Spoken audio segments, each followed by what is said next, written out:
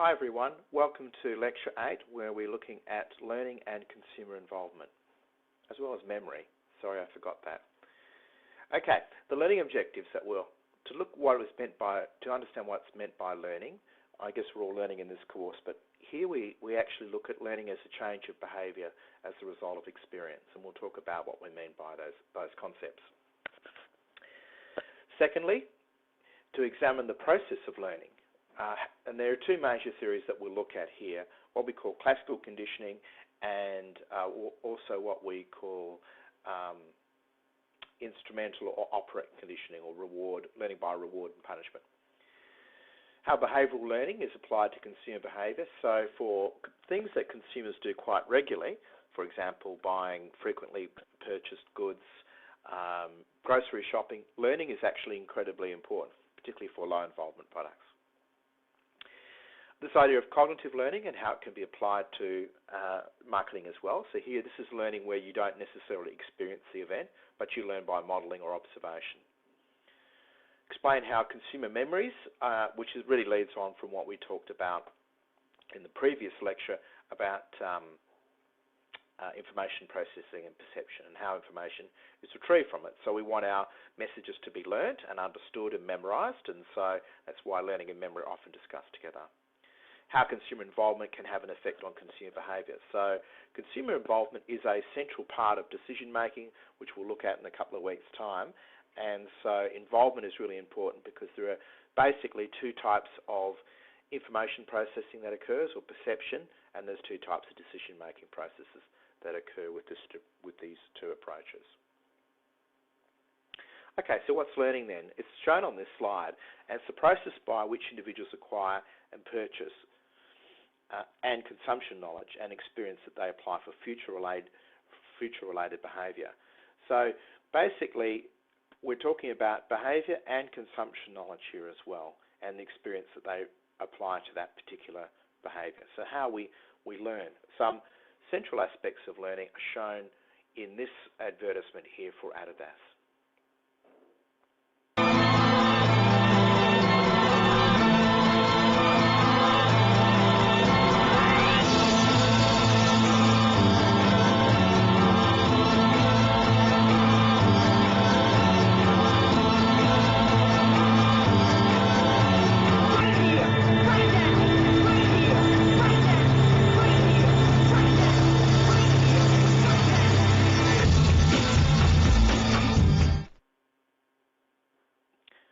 Okay, a link to the video is also available on this link up here, which is from YouTube.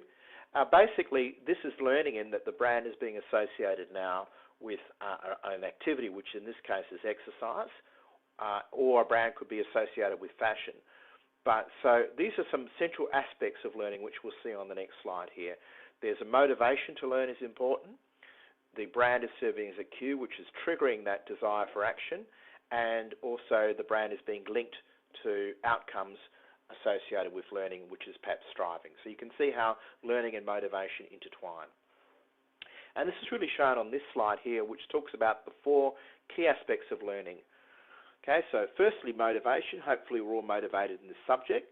And so if it's relevant to our needs and goals, as we discussed in chapter, I think it's 4, then we're more likely to learn that as well. Cues, which are the brand name, or it can be other cues. It could be the environment, it could be our physiological cues, we're thirsty, tired, and so on. It could be the cue of competition. Then, of course, there's response, so that the way that I will then respond to a cue which is linked to an outcome. For learning to occur, it doesn't occur at once. It occurs over a series of time, and we call this reinforcement. As we'll see later in operant conditioning or instrumental conditioning, you're more likely to learn if there are positive outcomes associated with that learning. Okay, so here's some principal elements of learning for a start: motives. And as you can see in this slide here, that there are quite distinct motivations for people who enjoy shopping or who regard it as a chore.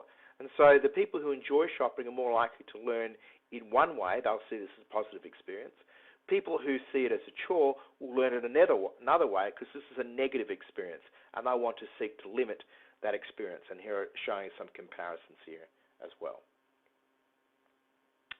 Some other important elements of learning are cues, and cues are really the shortcuts. So this is getting back, I guess, to our lecture on perception, where we talked about how one piece of information can lead to other evaluations process. So cues relate to the product. So in this case, it's the brand, and also it's the model shown in this advertisement for James Boag beer from Tasmania.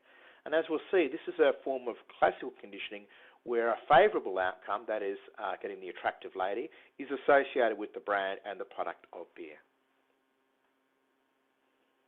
Here are some other examples of cues often relied that are used when we look at services and really judging what we can see in a service. So, for example, services are often what we call intangible, yet people use cues for different types of service providers based on, and this comes from your textbook, by the way, based on different types of services. So, for example, with the bank, its physical location is most important. For a hairstylist, it's personal referral. For a dentist, it's also referral and then demeanour. For hairstylists, then price. For the doctor, it's the facilities and then the demeanour of the doctor. So different types of services have different cues which are used to determine what kind of outcome of service is likely to occur. Now, a cue must be linked with a latent response. So the cue here is the brand in this advertisement, and the response, of course, is relaxing with a very attractive lady on a holiday. And so this is what we often will talk about coming up as classical conditioning. Reinforcement also is an important part of learning. You don't just learn something by experiencing once. And you can see here that reminding people about the advertisement, so we saw one advertisement for James Boag, here's another advertisement. When they build another Tasmania, we'll build another brewery. So this is reinforcing the idea that the brand is natural and linked to a positive outcome. So it needs to be reinforced or repeated. And we also need to remind or reward consumers that the cue is linked to that response. Some other aspects of learning which are important here. If we get a behaviour that results from a satisfying consequence, it'll tend to be repeated. So if you buy chocolate and you enjoy the taste, you're likely to buy that chocolate again. When the effects are no longer satisfying, the person may switch brands or stop eating snack bars. And this is often why marketers need to change some of the rewards or some of the outcomes associated with those products to reinforce the learning that occurs. We can also help consumers to learn about products simply by getting to experiencing them. So things particularly in confectionery or free samples, coupons, demonstrations can successfully encourage trial and reduce purchase risk and encourage learning. Now, there are three types of learning behaviour that are important to us. Physical behaviour, in this case, which we'll look at, is usually purchasing or repurchasing the brand. In social marketing, this could be drinking responsibly, not speeding as well. So that can also often we'll see learning approaches used in social marketing, road safety campaigns. We learn symbolically. So you saw that in the previous slides, we're associating the symbol of the brand with certain outcomes. Relaxation, attractive women, or attractive men if you're the other side. Affective learning is that the learning is associated with an emotional outcome. And so people often will have a favourite dish which their mother would have cooked for them, or they may have an event or a memory which is stirred by various types of marketing activities. And so here the link is not so much behaviour but what we call emotion. Now, the next slide just shows you some of the types of learning theories that we'll be covering today.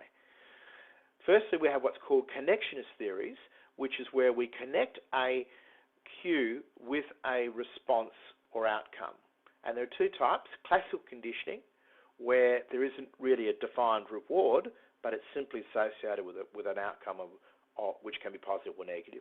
Or instrumental conditioning, where we give a reward for acceptable, what we consider to be acceptable behaviour, or a punishment or negative outcome for unacceptable. Now, connectionist theories rely on some element of experience with the object, right, the cue. A cognitive, we don't necessarily have to learn by experience. We can learn by observation or modelling. And that becomes particularly important if we're looking at children, if we're looking at cognitive learning may also be for intangibles or for complex products, which are hard to experience and learn quickly. Okay, so this rather complicated diagram at the top here shows two types of learning, and it often explains why my stomach starts to rumble at about 6 o'clock. The unconditioned stimulus is food, is the smell of food, and it arriving. If that food is then prepared at that particular time, and I get used to being that time or that cue is now linked to the conditioned response of the food being ready. And this is why we get hungry at a particular time. And so, in other words, the link is being provided between the unconditioned stimulus and the unconditioned response, which then, through another stimulus, in this case a clock, then creates the interest for a conditioned response here, which is, of course, the food arriving. This is often called Pavlovian, which is after Pavlov, and there's a very nice example here under YouTube, which you can look at about the foundation of classical conditioning, which actually started in animals. Now, we can do this in brands here. Here we have an attractive woman, which is linked to a positive affect or learning. Then if we have an attractive woman in beer, there's a positive relationship as well. If we then link that brand of beer, in this case James Boag, and so you can see this is from the previous example, there'll be a positive affect or liking towards the brand. So the one at the top is about behaviour, and the one down the bottom is simply about emotions and feelings, and that can be an important precondition to purchase. What are then some applications of classical conditioning? Well, the idea here is that you try and associate your brand with a favourable outcome. Here the brand, which is Lawson's Champagne, is associated with, and the caption there is why not, between a young couple being together. And so generally we associate champagne with romantic involvement, with celebrations of success. We don't drink champagne if we're depressed. And so really this is showing you that over a period of time, the classical conditioning is that we consume this product when we are feeling happy or joyous. Another very long-term approach was by De Beers back in the 1930s with the slogan, "Diamonds are forever." And really what this is really saying is that when you marry someone, you would give them a diamond ring. And so this is another form of classical conditioning. As I said, we can also see this in fast foods or frequently purchased products. And I have two examples here, both from Hong Kong. The first one is about a young man about to be married, and the second one is about somebody visualizing symbolic or the nostalgic imagery of the emperor and in China. But let's have a look at Simon and what he's thinking about on his wedding day.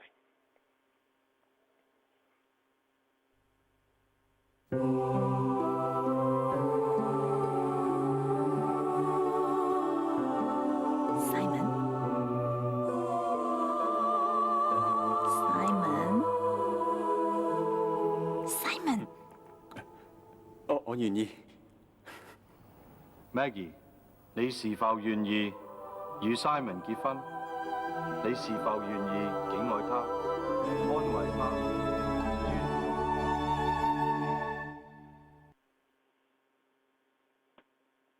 Okay, so the classical condition that occurred there is the brand is being linked to feeling hungry, and the symbolic brand, and he sees a symbolic brand in the arches. So he's learning symbolic learning there as well, and that's an important part of this rather humorous response in this advertisement.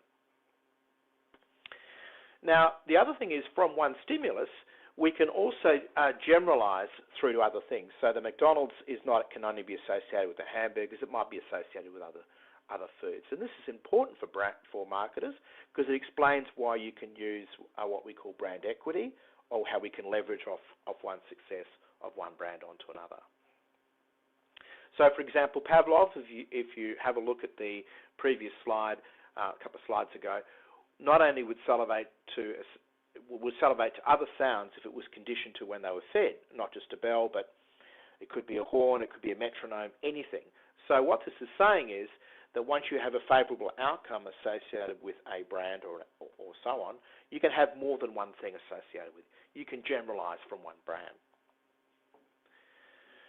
So we can inspire by slightly different stimuli. So, for example, we have the Apple iPhone, the Apple iPad, and you learn from experience. This is quite happy approach. You quite like the brand, and so that your learning may be generalised to different stimuli, slightly different. Now, of course, if you are challenging a market leader, you can do this by making your products appear similar and with similar-looking packaging. So there's been quite a furious debate, for example, between Samsung and Apple, and this is covered in the case study in the chapter, where Samsung have produced, or Apple have argued, Me Too products with similar-looking packaging. An example is shown here with different similar logos with different women's fitness centres.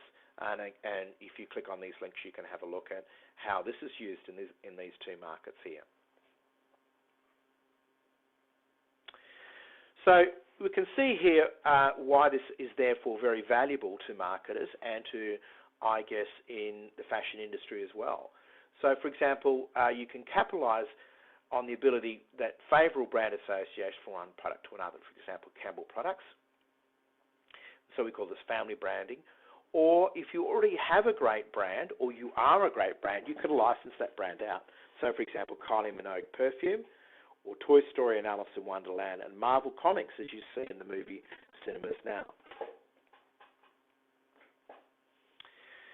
Two approaches then are then used. So what a market challenger will do is they'll encourage generalisation. However, what market leaders will do is they will try and say that their brands are somewhat different, superior, better technology, better quality, better reputation. So they're actually trying to use learning which reduces generalisation, in other words, discrimination. So this is quite an interesting approach that you can take in using learning theory, whether you are a market leader or a market challenger. Now, the second type of learning is what we call instrumental or operant conditioning. And here behaviour is learnt following consequences which will then occur, which will then influence the likelihood of the behaviour increasing or decreasing. And there are two major ways. The first is positive reinforcement. So you reward good behaviour. This is often why ice cream is used by parents as a way of training their children, and that increases the likelihood of behaviour. You can then have two types which are shown down here. Negative reinforcement, which is just disapproving of the behaviour, or some sort of punishment. Could be a fine, could be a jail term, it could be a suspension of some sort of privileges, and this will decrease the likelihood of behaviour. And we'll often see this bottom part of negative reinforcement used mainly in social marketing campaigns, whereas positive reinforcement is often used with loyalty schemes and the other things of relationship marketing that you might be familiar with. So some interesting approaches. Here's an example here, and the link is down here if you've downloaded the lecture. And this is for a bank in Hong Kong, which is called Standard Chartered, and they are using instrumental or operant conditioning to reward consumers who use more of their services. 1 and 2 and 咁做得我拍檔嘅，當然會要好專業啦。So solid 嘅 foundation， 大家互相信賴。覺得佢哋好明白我需要啲乜嘢。 At Standard Chartered Priority Banking, we recognize your relationship with us. That's why we bring you Total Relationship Rewards. Balances from your deposits, mortgage, insurance, investment, and loan accounts will be rewarded with bonus points each month. How many bonus points can you earn? Log on to this website now. Now, I quite like this advertisement because really what it's showing is that there are relationship points if or we often call this shaping, providing more than one reward. So there might be a reward for when you originally sign up, then there are more points for more of the bank services that you start using. Also, that the bank is, there's some symbolic learning going on about the bank being trustworthy, being in partnership as well, hence the use of the tango music as well. Instrumental conditioning is, as I said, we can use positive and negative approaches, and we can also contrast them in the same example. There's been a very successful responsible drinking campaign run in Australia, and really, as you can see here on the print advertisement here, it's really showing the positive outcome. And so rather than saying don't drink, it's saying drink responsibly, and this is the positive at the top and the negative at the bottom. We can also show that when you don't use our existing brand, or if you had purchased something, then you don't face negative consequences. So this is often used in political or negative advertising. Here this is humorously done in the 7-Eleven advertisement, again from Hong Kong, which shows the fact that the guy should have gone to 7-Eleven to get his newspaper so he could take part in this little activity.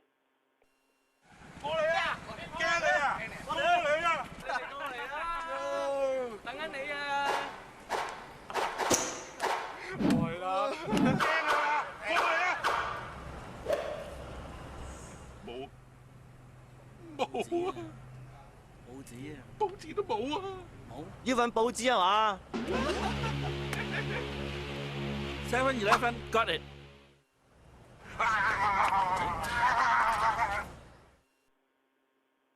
Okay, so if only he'd gone to 7-Eleven, 7-Eleven got it. So again, this is also symbolic learning that's going on here as well.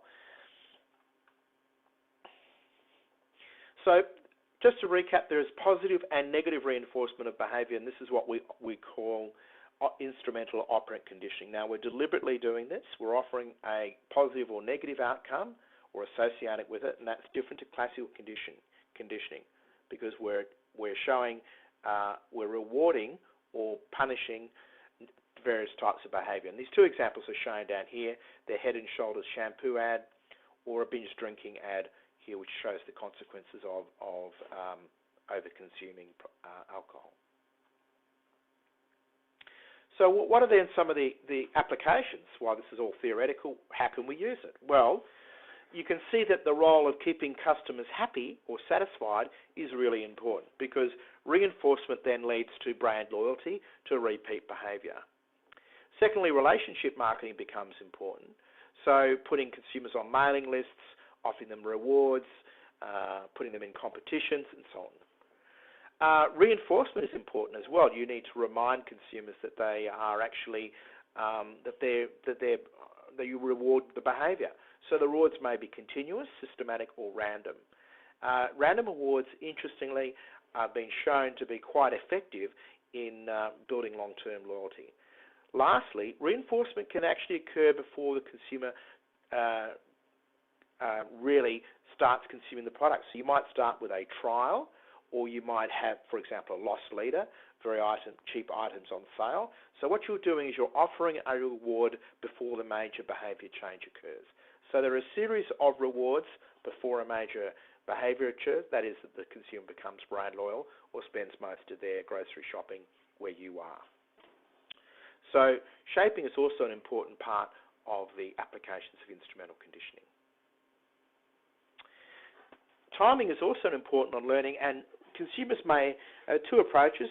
If we introduce a new product, we may go for mass learning, or we might have the learning schedule spread over a longer period of time. And this is often used by advertisers to encourage long-lasting repeat purchase behaviour, particularly with frequently purchased non-durable products. So just the evaluation then of instrumental conditioning. People who talk about learning says, well, most of this takes place without reinforcement. In other words, without reward, without negative or positive outcomes being associated. And also, we can also learn without actually experiencing, and we call this observational or vicarious learning. And this, of course, is how children often learn, by observing behaviour and imitating it. Monkey see, monkey do. Here's an ad that uses this modelling argument, and encouraging now parents to drink responsibly because their children are modelling their behaviour on what they see. Paul, all those snacks ready yet? In a minute, love. Seen him? How'd you blokes finish up the other night, eh? Jason, go and get your old man a beer, will you?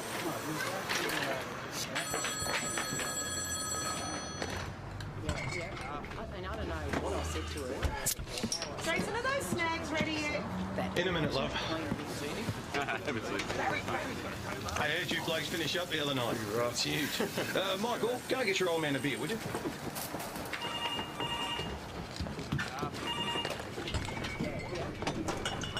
Michael, are those snacks ready yet? In a minute, love. How'd you blokes finish up after the other night, eh? Right. Jake, go get your old man another beer, would you?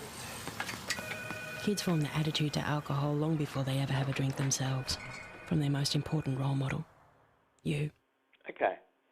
So if you want to view the advertisement, it's just on this link here if you download the lecture. So not all learning clearly takes place due to repetition. We can learn from modelling. And cognitive learning theories that learn through problem solving. So in other words, you learn that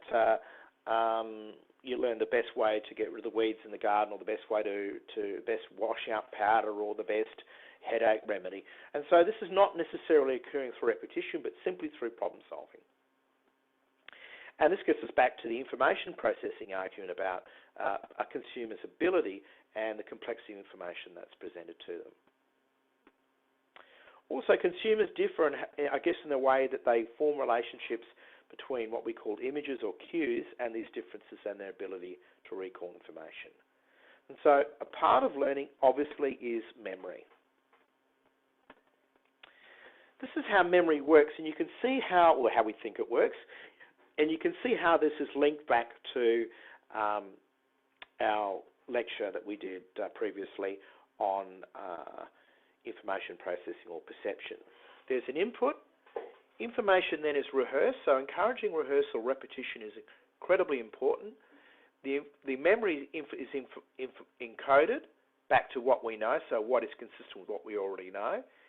And then there's a retrieval mechanism along here. So, and of course, along each of these steps, these three steps, information may be forgotten. This just shows you some of the differences between what we call sensory memory, which is a fraction of a second, short-term memory, which is less than a minute, and long-term memory, which is up to many years. And you can see that the idea of encoding is important, approximately no more than 7 chunks. The type of coding is indirect, so this gets back to what we talked about, perception, and the major forgetting mechanism is decay, whereas with long-term memory, it's interference or not getting that memory back in time. So without encouraging rehearsal, now rehearsal can be a jingle, it could be a slogan, it could be asking people to go to a website. So in other words, getting people to practice the piece of information. In coding, you can see how visuals and brand names are particularly important because one piece of information can represent a number of properties of the object. And so this is why consumers use brands or logos, and there's a very nice example of logo evolution on this link here. And learning to take an image, so we learn an image before we learn language, then verbal information. So this is why having your brand name both as a visual and as a verbal is important. Now, of course, people can be faced with too much information and then will have difficulty in encoding and storing it. And what the research on information overload suggests is that people switch off very quickly if they feel that there is too much information. They will either delay making the decision, they may switch to another brand, which is more straightforward, or they may just report general confusion and inertia. Retention is also an important part of memory, and so you learn by really drawing linkages between one part of your memory and another. And we call this nodes or concepts or links between them. And then the activation then is assimilating this data to make old material more meaningful. And it could be by image, it could be by verbal, it could be by smell, it could be by touch. The schema then is the total package of associations, and this is quite individualistic when a cue is activated. So when you think of crossing the road, when you think of Coca-Cola, when you think of McDonald's, when you think of health, and so on. And we discussed some of this, I guess, in motivation and needs a while ago. And product information which is stored in memory tends to be what we think, when we look at what's called means in laddering or repertory grid, it tends to be brand-based. Here's an example of the structure of a Chinese consumer from, this is what we call a repertory grid approach, where we're asking consumers to break down, here is a brand, and what they associate that with, sun, brightness, and you can see some sort of heaven here, or it can be the planet, the motion, going on, or it can be a bad thing, a cancer, prevention, or it could, and if you hear a traffic sign, it can be pedestrian with a child, it could be related to fitness, or related to parents and loving. So what this is showing you is that each of these nodes, there are other nodes which activate other memories. So stimulus discrimination and generalization become incredibly important here in terms of marketing. And often these will be not what we intended with our original messages, but what the consumer has learnt from their own experiences. Some important notes about how information is retrieved by consumers. Importantly, down the bottom, consumers will remember product benefits rather than the attribute, what the product does for them. Advertising is most important when it highlights what these attributes and their benefits are. And really, the greater the number of competing advertisements, generally find the lower the recall of a specific brand. So people are limited by how much information they can take in, no more than 7 chunks. So if you're watching 30, 40 ads a day, which is quite possible if you're watching television or just going about the day, you're going to have less likely to recall a brand in that advertisement. And this is often why gaining consumers' attention that we talked about in the previous lecture is so important. Memory is also affected by involvement, and as you can see, if you have involvement with the television program, that has some impacts on whether you would remember the advertisement or not. If you're looking at low involvement or watching decisions that aren't that important to you, then you're going to rely on past evaluations and experiences rather than searching actively for information. Also, people who are in a low environment less likely to remember the source or credibility of that information as well. So what are the implications?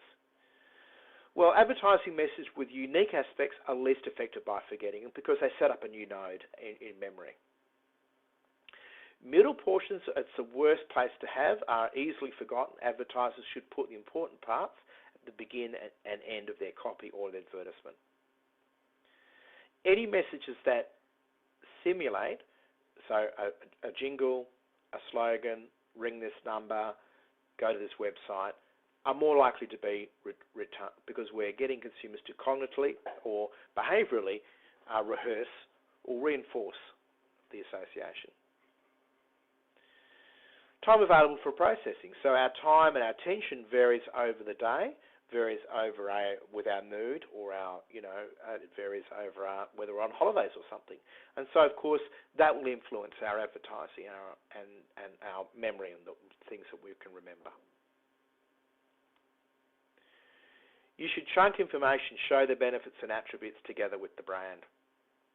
It's very much, this is because memory is very much cue dependent. This is why having well-known brands, or often it's said positioning occurs in the consumer's mind, is so important. Also, there are additional inferential beliefs and cognitive responses, and if we go back to that memory schema of the Chinese consumer, there are some unintended memories that occur there. And really, we can't really control what consumers do, but they will form these associations, some of them beneficial, some of them not. Information that is meaningful to consumers learned more quickly and has a greater chance of being retained. So research done on nutritional labelling suggests that people with allergies, surprise, surprise, are more likely to notice information more quickly, or people with diabetes about food packaging than the general public about nutritional information. The last section now is involvement, and this is a key aspect of consumer behaviour, and it's defined by there, which is the amount of interest and arousal related to a motivational state. Simply put, involvement is really a combination of interest in something and knowledge. Now, it comes from the way we think consumers think, and you can see that we have two sides of our brain, and it's considered if it's high involvement, that triggers what we call the left hemisphere of the brain. And this is where we would talk about rational, realistic, reading, verbal information speaking, argument-based. That doesn't mean that low involvement is bad. It's just that there's a different type of thinking that occurs in the right hemisphere, which is non-verbal, holistic information, emotional, impulsive, watching television ads. What then predicts involvement? We'll talk about what involvement is later on, but you can see your involvement varies according to who you are, the situation you're in. So if you're getting married, clearly that's an important situation. The product, if it's a very expensive or complex product, obviously going to be more involvement. Moderating factors, as you can see, the opportunity, your ability to understand what's going on around you, your state, and then finally a response that occurs at the end. Now, three theories explain why we have high and low involvement. Central and peripheral routes, which is the classic by Petty and Capriccio in 1986, social judgment theory, and informational transformational theory. Central routes is, again, this is the left and right hemisphere, so the central route is really the left. High involvement, so here consumers are more likely to evaluate information and when the product is relevant to them. With peripheral, they're more likely to engage in limited information search when the evaluation is less important to them. And they'll be more interested in the design of the message rather than the arguments about why you should use one brand over another. Here's how information is measured. Involvement is measured, and this is shown in table 8.3. And really this is just showing you that involvement is also almost an emotive construct. You can see it's things like relevant, interesting, appealing, unappealing, fascinating, worthless, valuable. So this idea of motivation and interest forms part of involvement. The ELM, some more things about it is the level of involvement is critical in determining how we're going to communicate to consumers. That's really what this statement is saying. So marketers should use arguments stressing the attributes of their products, the central route, or the benefits. For low involvement, the emphasis should be on the presentation of the message. Humour, novelty and contrast, emotive, so making people feel happy, classical conditioning. This is shown in this slide here. So in purchasing the car, typically we're using a central route here, but not always, as we'll see later. And the message arguments influences attitudes that we form towards the brand. When we have lower involvement over here, we're driven by peripheral cues such as processing, branding, the message, argument, the emotion, and that will influence our attitudes.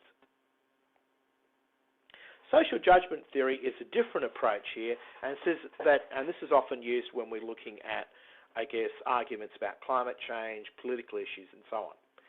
And this is really just saying that our processing information, surprise, surprise, is influenced by our involvement with the issue. Now, it's important because what social judgment theory shows you that highly involved consumers, people who have, follow politics very closely, are actually quite hard to change because they'll look for a message that's congruent with their beliefs as more positive, and one that is not congruent as a contrast. They will not like it. Uninvolved consumers will be more receptive to arguments for and against. So to use the political analogy here, Swinging voters, or people who are undecided, are often less involved in politics, and these are crucial people for both political parties or all political parties to target with their campaign. Information transformational theory deals with another approach, and it says, well, your involvement depends upon how well this information that you're looking for meets these kind of outcomes you can see. So removal of a problem, you're going to be more motivated. Avoiding a problem, so avoiding putting on weight, avoiding being sacked.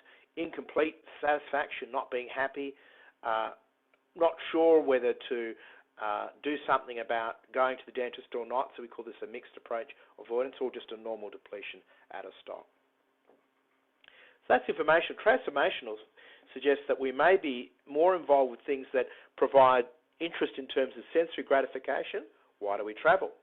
Intellectual stimulation, again, why are you perhaps doing the subject, or social approval. And so that involvement may come from the approval of others. So getting back to the wedding example, you're going to really be very concerned about your wedding, or you probably were when you were married, because of the importance of social approval. Now, we can also, involvement's important because for products which might appear to be not so expensive, for example, we can have different levels of involvement. So low involvement for a snack, fruit with yogurt, high involvement with health. Wine, classic, I like anything as long as it's alcoholic. Or I can be highly involved or highly interested in wine, an expert or a wine buff. And they're quite different decision-making that occurs with these products that you can see if you have a look at some of the advertising in this area. Now, not always, but some products link themselves to being more highly involved because they show social approval, they're more expensive or more complex, and I've listed some of these here. More low involvement products we tend to see more frequently purchased products, but not always. So, for example, a breakfast cereal for someone who's a fitness fanatic could be high involvement. Okay, a type of soap for someone concerned about their skin could be high involvement. But we generally will see more low involved products with these kinds of products over here. Now, also there is a different decision-making that occurs between high and low involvement that you should be aware of. In a high involvement, we think, we evaluate and form an attitude, and we act. In the low involvement, we think, we act, and then we form our attitude as the result of experience. And really, this is a learning approach here, and this is what we call the problem-solving approach over here. So quite different decision-making that we'll see in the next few weeks that occurs between high and low involvement. Here's an example of using high and low involvement advertising copy, and it's for a Nissan. And the high involvement here on the left-hand side shows that there are a series of information or arguments about why you should prefer this brand. On the other side, it's a low involvement. You can see just the attraction of the music, of the novelty of the image. One item, Micros love music, plugging your iPod in and associating that with a happy occurrence. So you can see even for more expensive situations or brands, we can use a high or low involvement depending on which consumer market segments we're interested in. Here are some other differences between high and low involvement consumers. And really, high involvement consumers, we call them active consumers. Low involvement, we call them passive consumers. And you can see seekers, gatherers, active advertising, passive. So interestingly, the effect of advertising is usually stronger for low involvement because they don't have such strong beliefs, getting back to social judgment theory. Here are some others. You can see evaluation of the brand, which occurred with the Micra, or they would buy the brand and then evaluate after purchase. In the first one, point 5, consumers try and maximize expected satisfaction. Here's an acceptable level of satisfaction, and if they get few problems and they learn from that and they use few attributes, so in the Nissan Micra we saw one attribute, which was you can plug your iPod in, then we'll just keep using that brand. Personal lifestyle characteristics are important, not so much for low involvement. Reference groups, asking people for your advice, is more important with high involvement. With low involvement, not that important at all. So we'll cover involvement in the next few weeks, but read what I've written in the chapter about involvement here. There's quite a bit. It really does influence advertising, copy, and decision making quite a bit. So to summarise, we've looked at the definition of learning, and we saw that learning is a way that you acquire consumption knowledge and behaviour in the marketplace. We looked at some behavioural conditions. The two major ones were classical conditioning and instrumental and operant conditioning, but you can also learn by cognitive learning. We looked at some of the information processing cognitive theories associated with that, how memories are formed, and we saw the importance of rehearsal and chunking as part of that. And then lastly, we concluded with the area of involvement and how it is so important in terms of the design of messages and decision making. So I hope you've enjoyed the lecture today.